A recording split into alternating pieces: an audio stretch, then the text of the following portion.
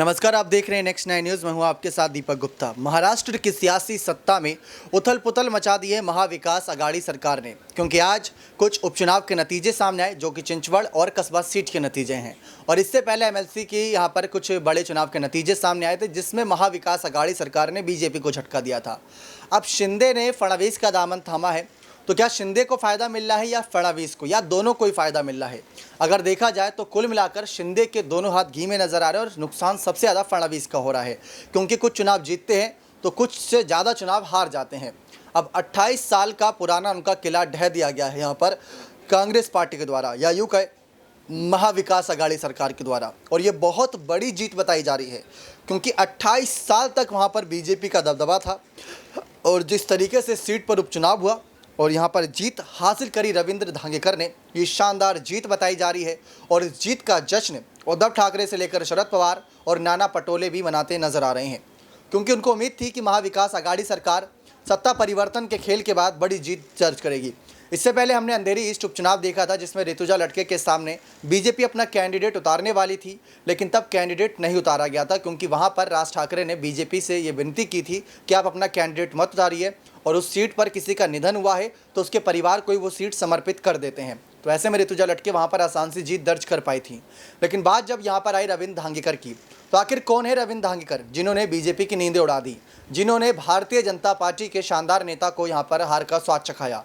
रविंद्र धांगेकर हैं तो कांग्रेस पार्टी के नेता, लेकिन राज ठाकरे और उद्धव ठाकरे से इनका पुराना नाता है। देखिए आप हमारी ये खास रिपोर्ट। महाराष्ट्र विधानसभा की 2 सीटों पर उपचुनाव का नतीजा सामने आने के बाद हर कोई दंग है। पुणे की कस्बा और चिंचवड़ सीटों को बीजेपी के मजबूत किले के तौर पर पहचाना जाता रहा। चिंचवड़ में तो जो कुछ अप्रत्याशित नहीं हुआ, लेकिन पुणे की कस्बा सीट में एक नया इतिहास लिखा गया। चिंचवड़ में बीजेपी के अश्विनी जगताप की जीत हो गई, लेकिन पुणे के कस्बा में कांग्रेस के रविंद्र धांगेकर ने बीजेपी के 28 साल पुराने किले को फतेह कर लिया, वो भी एक ऐसे वक्त में जब महाविकास अघाड़ी सरकार को एक के बाद एक कई बड़े झटके लग रहे हैं। रविंद्र धांगेकर ने 11,040 मतों के अंतर से यह जीत हासिल की है। आपको बताते चले, रविंद्र धांगेकर को कस्बा सीट पर करीब 73,194 वोट मिले और बीजेपी के हेमंत रास ने 62,244 वोट लेकर दूसरे नंबर पर रहे। चिंचवड़ में दिवंगत विधायक लक्ष्मण जगताप की पत्नी अश्विनी जगताप बीजेपी के टिकट से लगभग 57,000 से ज्यादा मत हासिल कर चुकी और वे महाविकास अघाड़ी के संयुक्त उम्मीदवार एनसीपी के नाना काटे से करीब 10,000 मतों से आगे निकली। चिंचवड़ में 20 राउंड में से 16 राउंड के वोटों की गिनती लगभग कंप्लीट हुई थी, उसके बाद ये नतीजे थे। लेकिन आप ये जरूर जानना चाहेंगे कि रविंद्र धांगेकर को लेकर ऐसे कौन से खुलासे हैं जो चौंका देंगे, क्योंकि बीजेपी का 28 साल का किला जो ढाया है, और क्या ये कांग्रेस से है या किसी और पार्टी से संबंध रखते हैं। अब सच्चाई सामने आएगी तो कई बातें चौंकाएंगी। आपको बता दें कि रविंद्र धांगेकर कौन है, उनकी क्या खासियत है, उन्होंने बीजेपी के 28 साल से अपराजय माने जाने वाले पुणे के कस्बा के किले को कैसे ढा दिया। हम आपको बता दें कि रविंद्र धांगेकर बाइक से चलते हैं, कार से नहीं। कभी सिनेमा देखने व थिएटर देखने नहीं गए। दरअसल कई बार उनके दोस्तों ने उन्हें पिक्चर का टिकट ला कर दिया, लेकिन जनता के कामों में इतने मशरूफ रहते हैं कि उन्हें 3 घंटे का समय निकालना वक्त की बर्बादी लगती है। रविंद्र धांगेकर नगरी नगरी द्वारे द्वारे होकर कांग्रेस में पहुंचे हैं। वे इस बार महाविकास अघाड़ी की ओर से संयुक्त उम्मीदवार थे। किसी वक्त में वे शिवसेना में थे, फिर राज ठाकरे की पार्टी एमएनएस में आए और उनके बेहद करीबी माने जाते थे।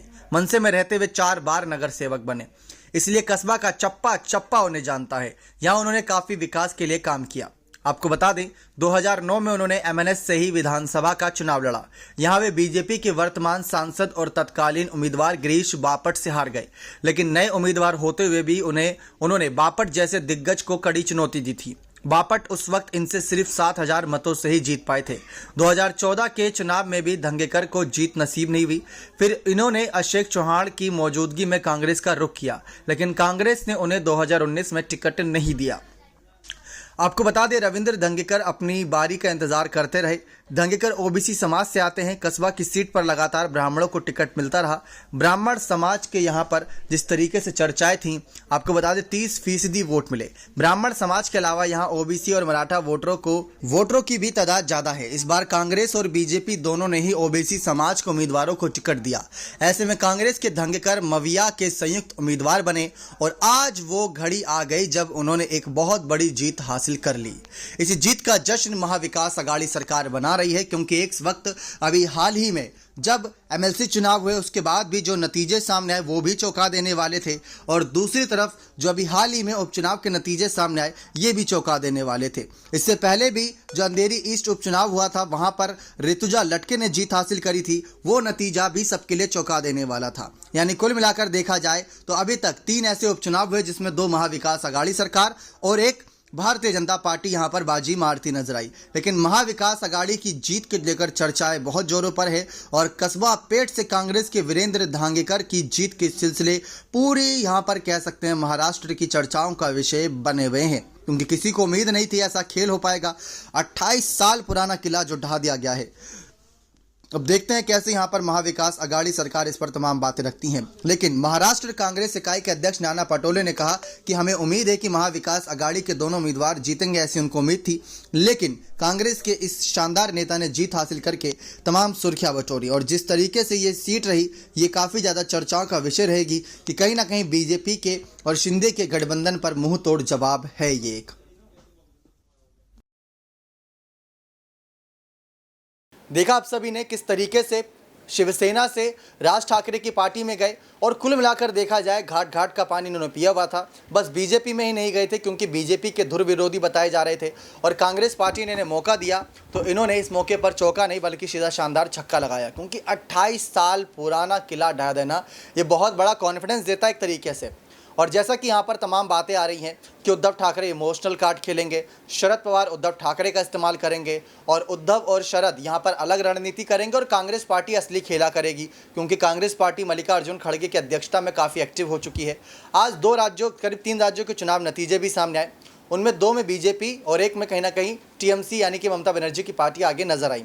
लेकिन अब बात करें उपचुनाव की, तो यही एकमात्र एक उपचुनाव निकला जिसमें कांग्रेस पार्टी को एक बड़ी जीत हाथ लगी, जिसका कांग्रेस पार्टी गुणगान कर सकती है, जिसका कांग्रेस पार्टी यहां पर सबके सामने बखान कर सकती है कि हमारी पार्टी ने बीजेपी को हार का स्वाद चखाया है। अब यही एक सीट जीती, अगर देखा जाए एक सीट पर बीजेपी का यहां पर प्रत्याशी जीता, लेकिन इस एक सीट पर कांग्रेस के रविंद्र धांगेकर जीते। तो सवाल ये आ रहा है कि इस जीत का यहाँ पर इतना बड़ा जश्न तो नहीं मनना चाहिए था, लेकिन जीत का जश्न इसलिए बहुत बड़ा है क्योंकि हाल ही में शिवसेना पर कोर्ट का फैसला आया और शिंदे और फडणवीस को यानी शिवसेना और बीजेपी को मान्यता दी गई, जिसमें इनकी सरकार को गिराने की बात हो रही थी। तो वहीं दूसरी तरफ यहाँ पर इनके विधायकों का हार हो रहा है। अब इससे शिंदे भी डरे होंगे कि कांग्रेस के नेता भी अब बीजेपी को हराएंगे तो आगे हम कैसे जीत पाएंगे। और यही सवाल है, क्योंकि एकनाथ शिंदे ने तो ये साफ कह दिया था कि महाराष्ट्र में मेरे साथ जो विधायक आए हैं अगर उनमें से कोई भी हार जाता है तो मैं खुद ही इस्तीफा दे दूंगा, ये बात उन्होंने साफ कर दी थी। लेकिन जिस तरीके से महाराष्ट्र की सियासी सत्ता का खेल बदल रहा है, इसी बदलते खेल में यहाँ पर रविंद्र धांगेकर ने एक उम्मीद की किरण दी है महाविकास आघाड़ी सरकार को कि आप भी सत्ता में वापस आ सकते हैं। अब देखते हैं इस शानदार जीत के बाद क्या रुख रहता है तमाम नेताओं का बीजेपी के खिलाफ। बने रहे चैनल के साथ। तमाम जानकारियों के लिए बहुत बहुत धन्यवाद।